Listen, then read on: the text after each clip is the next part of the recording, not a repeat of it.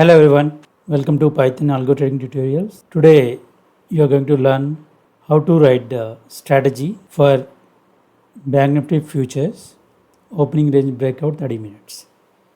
I think everybody is aware of what is opening range breakout, correct? So opening range breakout is nothing but the first few minutes after the market opens.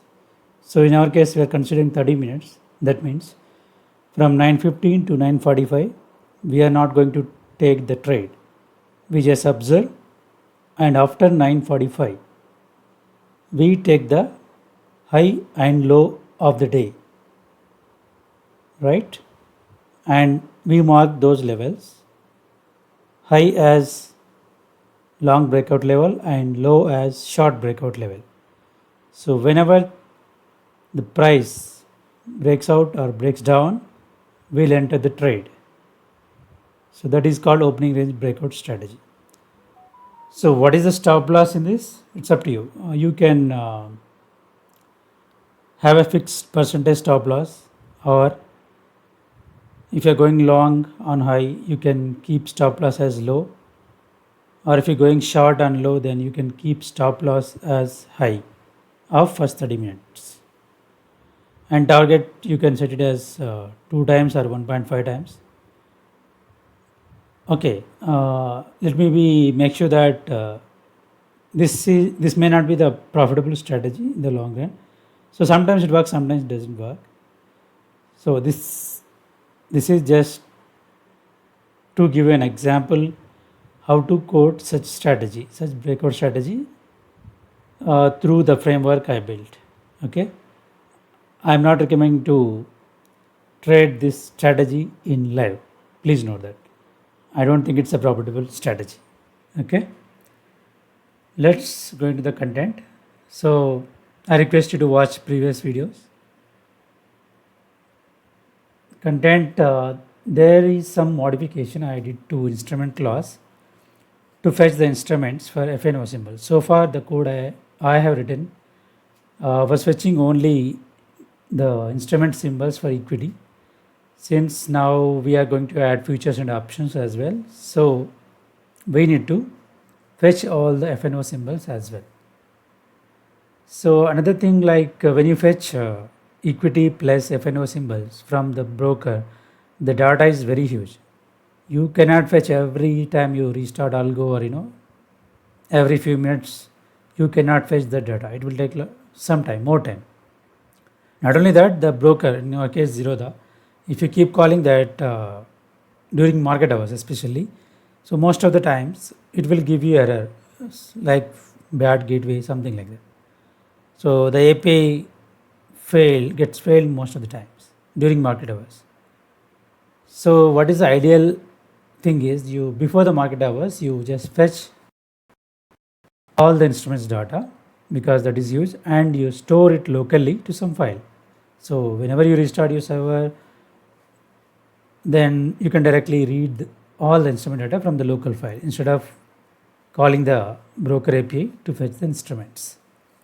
So I wrote some logic here to fetch instruments and store to local file, and whenever get instruments or load instrument is called, and check whenever what was the last timestamp when you fetch the instrument from the server. If the current timestamp minus the last timestamp is greater than 24 hours, if 24 hours is passed, then try to fetch the fresh instrument copy again and update your local file. Okay, every 24 hours we are actually fetching the instruments from broker through instruments API. So after that, what I added, I told you, right? The main content for this tutorial is automating a strategy in Bank Nifty futures opening range breakout. We are taking a 30 minutes range here. So as I told you, we need to create a separate class in a separate file by extending or inheriting from base strategy class. So you need to go through my previous tutorial to understand why to inherit from base strategy class. Okay, so to use the all common functionalities of base strategy class. Okay. Then some bug fixes I found, which I fixed. Okay. And let's go through the code. So what are the changes I did? So this is a pull request I created here. So this will show only the changes I did. So different files. So in server.json, what I did, I just changed some directory names here. Instead of trace directory, I'm taking the deploy directory directly. So that can be used internally if you want to have multiple folders or multiple other files. This is a small change. You can go through that. And next configure. Here what I'm doing is I have written two functions inside config.py. So what it does exactly, we are maintaining a timestamps.json file. Okay, so that can be handy in our application at some places. Like in our case, we are actually, I told you right, every 24 hours we need to fetch the instrument data from the server. If the load instrument is called before 24 hours, we are not going to fetch the data from the server, but instead we are reading the locally stored file and loading all the instruments into our Python application memory, right? But how do you know that when was the last timestamp you actually fetched the details from the server? You have to store it somewhere, right? So for that purpose, I created these two methods. So what exactly it does is save timestamp data. So timestamp data is nothing but some timestamps. So it can be some, what do you say, the dictionary. Okay, it's a key value pair, right? The key is some value, key name, and the value is nothing but the epoch timestamp in as an integer. Okay, so whatever you pass here, what I'm doing is I'm going to the deploy directory and trying to access timestamps.json file and overriding this timestamp.json file with the JSON data. That is the timestamps data. So what is the timestamp data? For example, I already have one thing here. So I'll tell you. So this is JSON data. This is the key here, and this is the value. This is nothing but the timestamp value in epoch seconds. Instruments lost saved it. So you can use this timestamps JSON functionality for any other purpose as well throughout your application. So here at present we are using this only for storing our last instrument fetch timestamp. Okay. So going here, so that is saving part. And how do you get timestamp data? Just reading that file. Okay, deploy directory and the timestamps.json file. Read the directory and convert it to JSON and return the JSON data from this file. So we use these functions inside instruments class for now. Okay. So coming down, so what are the changes we need to do? Since we are going to add a new class BNF ORB 30 minute. Okay, that is our new strategy. So we need to add a new line here. So ORB 30 minute get instant run and start that strategy in a separate thread, just like we started the previous strategy, sample strategy, in a separate thread.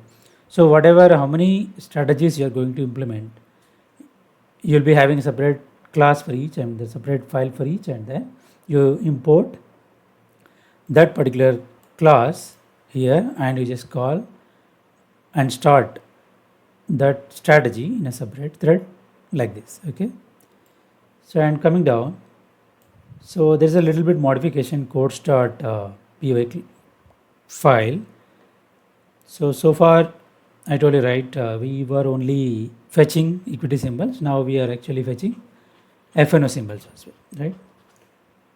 So to get, let's say, Bank Nifty 21 May future, you want to get the current code of Bank Nifty 21 May future.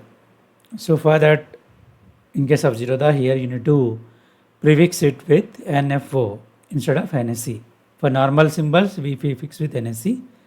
If it is FNO, we prefix with NFO.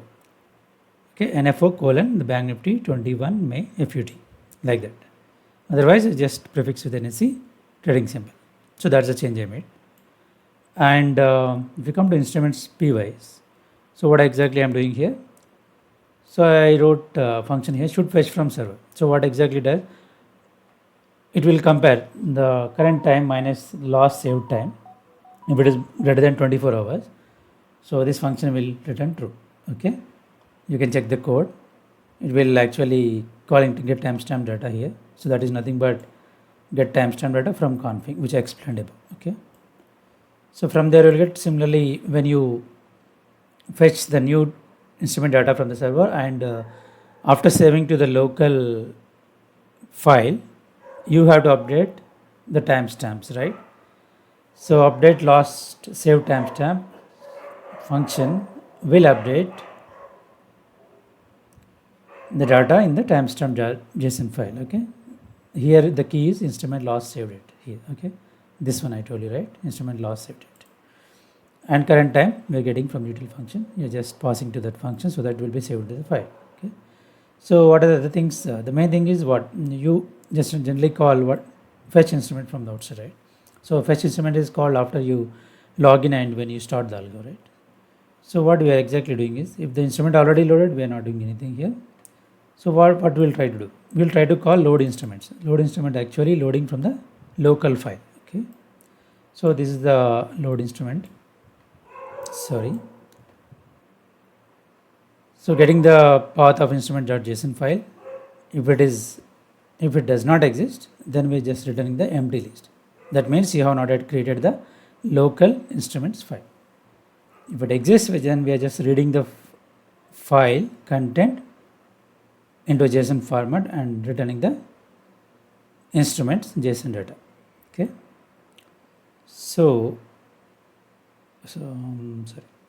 when you call load instruments file, if it locally there is data, this will return. Okay, instrument list. So what we are doing is, if the length we are checking actually. So if it is 0, so the locally does not exist, right? So obviously you have to go to server and fetch instrument from server. Okay, in this case.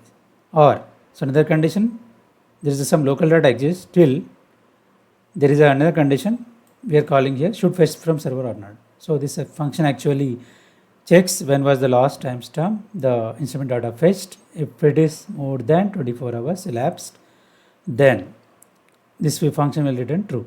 So in that case also we are going to fetch all the instruments from the server. So after fetching the instrument from the server, what we need to, if the instrument list greater than 0, then you have to call save instrument. This will actually save to the local file. Pass all the instrument and save to the local file. What is that file? Instrument.json file. Okay. So okay. Now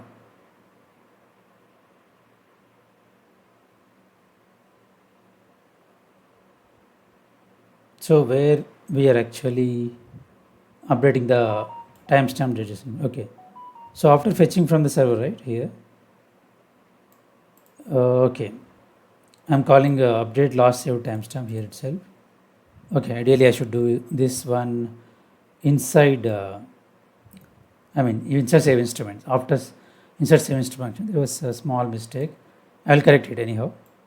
After correcting only, I'll push the code to master. Okay, we are done. Fetching instruments. That's how we are actually fetching the instrument from the server, or we read it from the locally. Okay. So in any case, either the instrument list you got 0. It's not found in locally, or it's not even found from the server. Let's say the server gave you some error. So in that case, the length will be 0. We are just not going to run our application, right? Without instrument data, you are not going to do anything. You can't trade place, or you can't even track the trades. You can't get the codes, whatever, nothing. So you have to exit the application in that case. Okay. For that purpose, I wrote exit -2. That's it. Okay. And okay. So what else we have? So I did a little change, right? So changing trades directory to some deploy directory, and so that's a small piece of code you can easily understand. And now coming to the main part of this video, that is nothing but BNF ORB 30 minutes strategy. So instead of here, I directly go to the source code editor, because this is a fresh file. So what all we are going to do is, so how do you generally create a complete file, right? So simple. What is the sample strategy? You go here, just copy this entire content and create a new file, paste it, okay, in a new file. After that, you change this sample strategy, replace the name with whatever your strategy name here. Okay, that's it. So the common code will be ready. So here you need to name that. So whatever the name you want, this is the actual name of the strategy, and the default parameters for the strategy, product type MIS, symbols. Here we are not going to have any symbols because we'll have only Bank Nifty that will actually get the dynamic, the future symbol value dynamically. Okay, inside process I'll tell you how we get. And some SL percentage not applicable, target not applicable here. We'll calculate with some other values below. And what is that start timestamp? I told you, since we are trading 30 minutes breakout strategy, the start timestamp of the strategy should be 9:45 till 9:45. This strategy is not going to do anything. It will just wait. Okay. Stop timestamp. So what is the start? If the breakout not happened, okay, till 14:30. So we'll just stop the strategy. We're not going to take any new trades after that. Okay. If the breakout happens before 14:30, then the trade will be entered active. Okay. And what is the square of timestamp? Here I just assume 3 o'clock as square of timestamp. And what is the capital? Assuming that 1 lakh capital per one lot. So leverage just said 0, not applicable here. Max trades per day. Okay, we are considering only one trade per day. So either the breakout, let's say long breakout happened, after that your SL hit, and also the short breakout happened, we are not going to take the second trade, short trade. So or vice versa. You need to set this flag to true since we are trading in futures or options. Okay, in this case this is futures. Then there is another parameter, capital per set. Okay, here our set means you can consider in this case as a lot. Okay, set makes sense when you have options like triangular straddle strategy. It makes sense, but you use the same term here as well. So assume that per one lot you need 1 lakh capital. Suppose if you configure 2 lakh here, so 2 lakh by 1 lakh, how much? So 2 lakhs. If you configure 3 lakh, you will be trading 3 lots likewise. So for this I added a small logic in base strategy to calculate the lots per trade. Okay, earlier we had for sample strategy calculate capital per trade function we had. Now we need to calculate lots based on the capital and capital per set values given. If it is FNO, we are not going to do anything here, just written only applicable for FNO. So what is the capital by capital per set? Let's say if it is this 2 lakh by 1 lakh, so we'll be getting 2 lots likewise. And coming here, so what this is the main logic, right? The process function will be called by base strategies every 30 seconds. So till every time each 30 seconds when it's called after market starts, so we are checking if the current time is less than strategy start times. If it is, just return, do not do anything till 9:45. So after 9:45 also sometimes you may get error, right? These functions may not be successful immediately in the first attempt due to whatever reasons. I mean the data not written from the broker due to some errors, or you have some issues within your algo, whatever. So I just add some process end time here. So that is nothing but 9:50 from 9:45 to 9:50. So if it is called for the 5 minutes repeatedly every 30 seconds till we are considered. Only after process end time, if it is now greater than, then returning there 0. Sorry, returning nothing here. So general ideally it should happen only in the first attempt itself. So this is just for safer side. In case you missed the first attempt at 9:45, so the second attempt will be made at 9:45 30 seconds or 9:46 something like that. Till 9:45 only we are allowing. If it successful in the first attempt only you can create the trades, then of course we are not going to do any processing because that will be handled here. Trades created symbols. If it is not created already, then only we are going to generate the trades. If it is already created, then we are not going to create the same trade again, correct? So what we are doing is exactly. So you need to get the current month expiry, right? So in the previous video, I explained how to create future symbols and option symbols dynamically. So that code I wrote inside utils function, utils class here. Right? This was the code I explained in the previous session in 8th tutorial. So here for today we are going to use this function. Okay, just call this function by passing the input symbol. Here what we are passing Bank Nifty. That's it. So this will give you the proper, the immediate expiry symbol. So in our case, it will be, the expiry will be on 27th of Thursday. So you will be getting Bank Nifty 21 MAYMA FUT, future symbol you will be getting here. So once you get the symbol, you need to get the current code, right? So this function is called at 9:45. So you are here at 9:45. So here actually what we are doing, I have not yet added the code to get the historic data. That means candles. Ideally, what you do, you need to fetch the 30 minutes candle, right? In this case, and check the 30 minutes candle low and high. So currently, I have not written that code to fetch the data through candles. So instead of that, since this function is being called at exactly 9:45, so at that time, if you check the what is the low and day high, so really that is nothing but 30 minutes candle day low and high you will be getting, right, the first 30 minutes candle. So I'm getting the code here. So if code not received, just return and you can attempt next time at 9:45 30 seconds.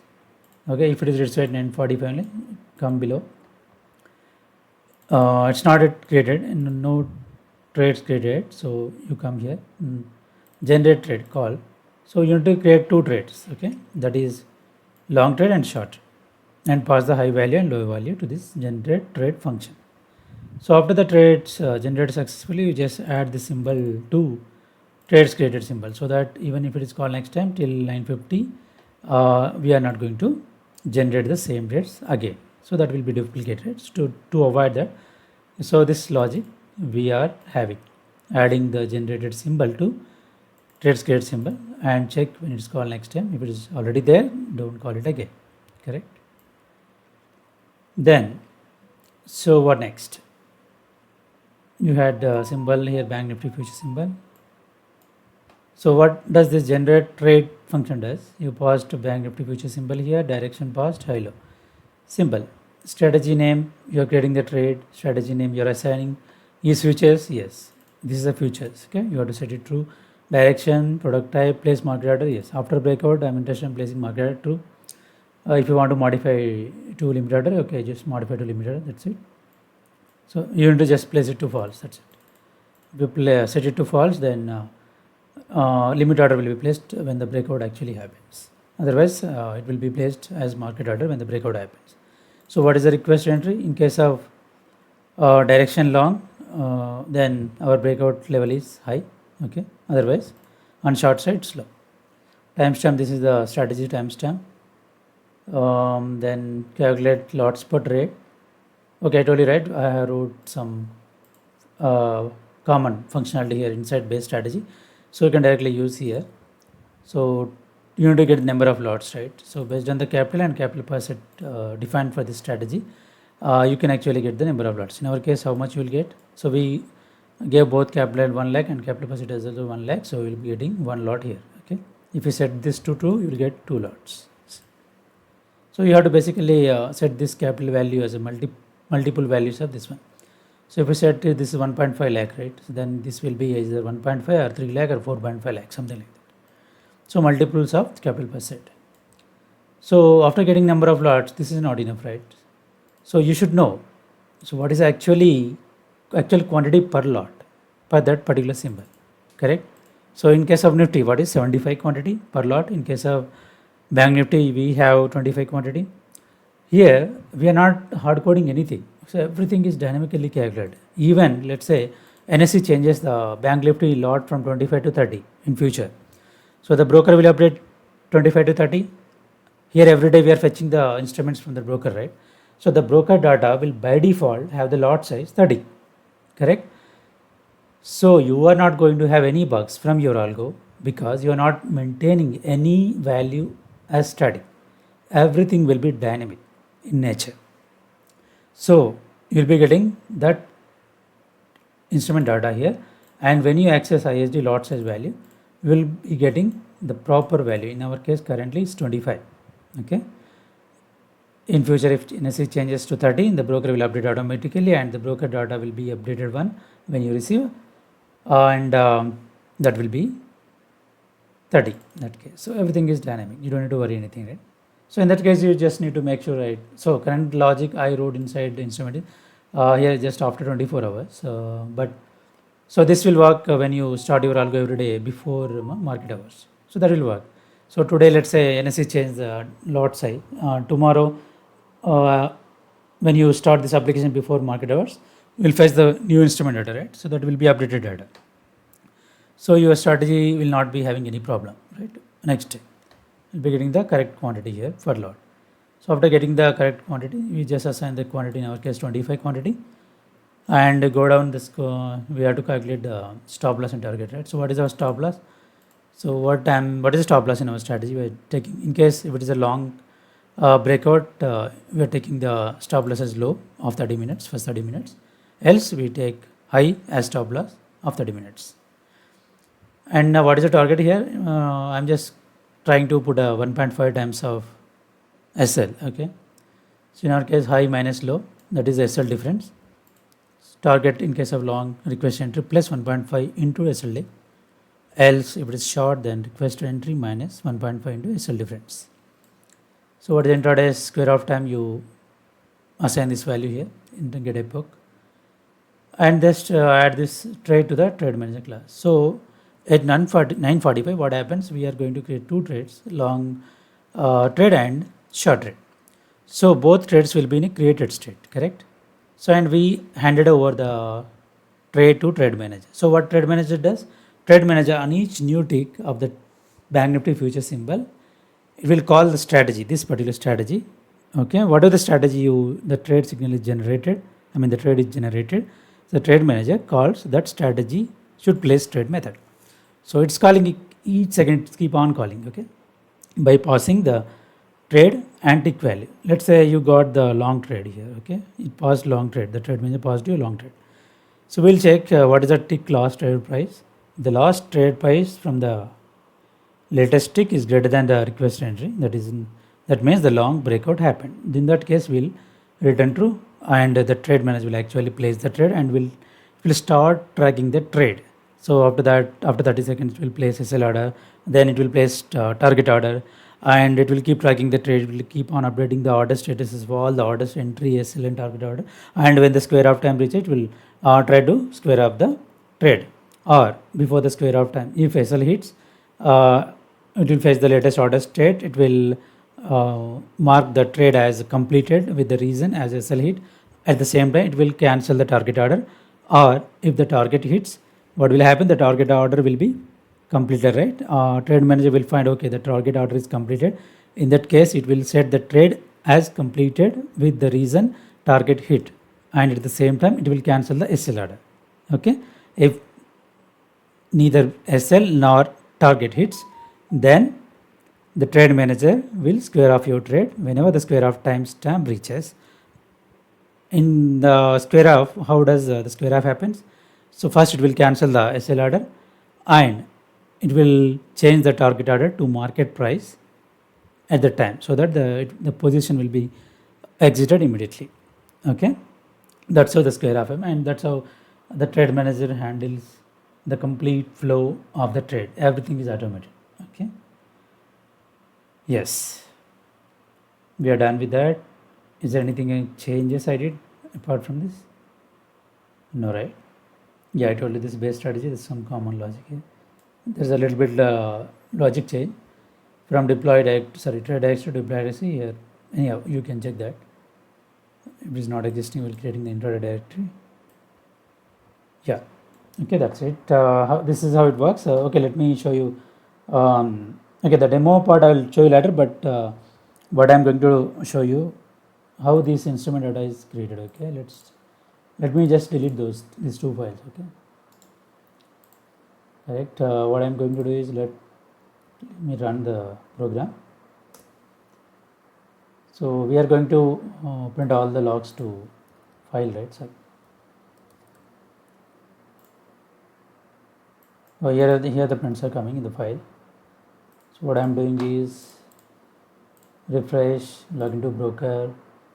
Actually already logged in, so that's why you didn't see the flow of Zerodha page and redirecting back to our page after successful login. It's already done internally because the session was already existing earlier.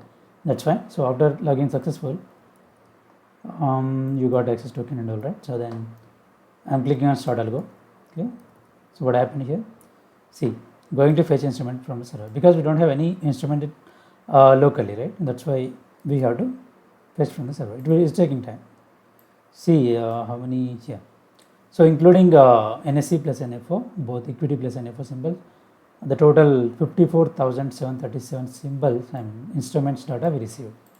It's a huge data. So after that, what happened? Fetching instrument done. Okay, then after that we'll save the saved this many instrument to file this file. Okay, that is nothing but this file. So what happened? This instrument.json file. Opening this file, is a very big file. See, there's so much of data here. 54,000 symbols data here. More than 54,000. Okay, I'm just closing this file. It's taking time. Okay. Now, so after saving instruments to file, what another thing happened? So this also got updated. This file. Okay. So we updated this file with the key instrument loss saved at this file. This timestamp. What is this timestamp? You can check converter.com. Done. So this time was nothing. May 14, 2021. Oh, this is GMT time it's showing. Sorry, this is in our local time. This is now current time is night 11:02 p.m. This is the time. Okay. So from this time onwards, next time when it's called, if it elapses 24 hours, then that function will fetch a new instrument again and update the local instrument data file. Okay, and it will again update the timestamp JSON file. So that's how it works. Yeah, you can actually try this using this strategy over with the minutes just for testing. To see how it places the trade and how it tracks the entire trade from start to end. Okay. Yeah, and some bugs I did, I told you, right? And that's it. Thanks for your time.